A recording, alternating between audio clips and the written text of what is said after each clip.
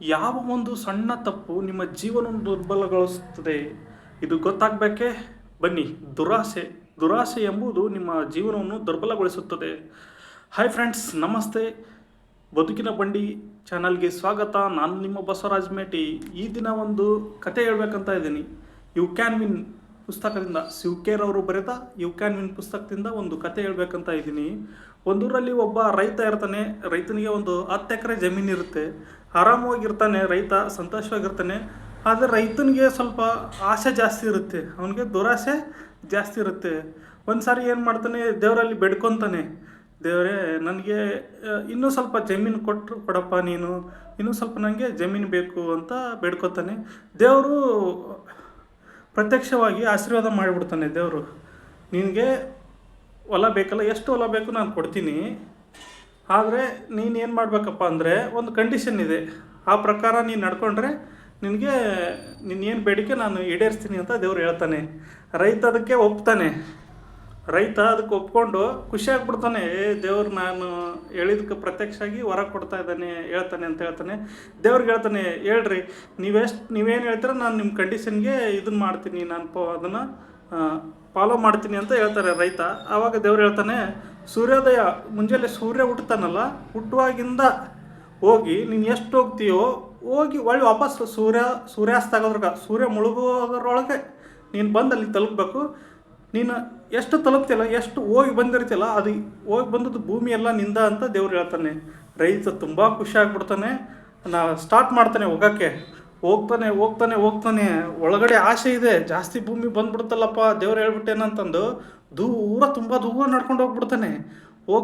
ತುಂಬ ದೂರ ಹೋಗ್ತಾನೆ. ಸುಸ್ತಾಗ್ಬಿಡುತ್ತೆ.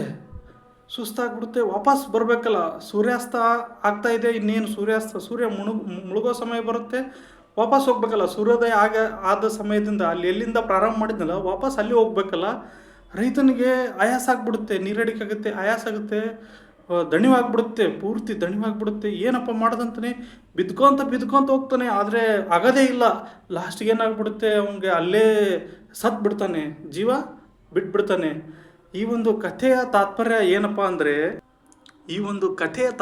ಏನಪ್ಪ ಅಂದರೆ ದುರಾಶೆಯು ಆ ರೈತನ ಜೀವನವನ್ನೇ ನಾಶ ಮಾಡಿಬಿಡ್ತು. ಹಾಗಾಗಿ ಅತಿಯಾದ ದುರಾಸೆ ಒಳ್ಳೆಯದಲ್ಲ ಅಂತ ಹೇಳ್ತಾರೆ. ಬುದ್ಧ ಒಂದು ಸಂದರ್ಭದಲ್ಲಿ ಹೇಳ್ತಾರೆ, ಅತಿ ಆಸೆ ಗತಿಗೇಡು, ದುರಾಸೆ ಬೇಡ, ಆಸೆಯೇ ದುಃಖಕ್ಕೆ ಮೂಲ ಅಂತ ಬುದ್ಧ ಒಂದು ಸಂದರ್ಭದಲ್ಲಿ ಹೇಳ್ತಾರೆ. ಆಸೆನೇ ನಮ್ಮ ದುಃಖಗಳಿಗೆ ಮೂಲ. ನಮ್ಮಲ್ಲಿ ಎಷ್ಟಿರುತ್ತೆ, ರೈತನಿಗೆ ಏನೂ ಕಡಿಮೆ ಇರಲಿಲ್ಲ. ರೈತನಿಗೆ 10 ಎಕರೆ 12 ಎಕರೆ ಹೊಲ ಇತ್ತು, ಆರಾಮಾಗಿದ್ದ, ಸಂತೋಷವಾಗಿದ್ದ. ಅವನ ದುರಾಸೆಯೇ ಅವನ ಜೀವವನ್ನೇ ಏನು ಮಾಡ್ತು, ತೊಗೊಂಡ್ಬಿಡ್ತು ಅಂತ ಈ ಒಂದು ಕಥೆಯಿಂದ ಗೊತ್ತಾಗುತ್ತೆ. ಅತಿ ಆಸೆ ಗತಿಗೇಡು, ನಮ್ಮನ್ನು ಅತಿಯಾದ ಆಸೆನೇ ಏನು ಮಾಡುತ್ತೆ, ಕೆಡಿಸುತ್ತೆ.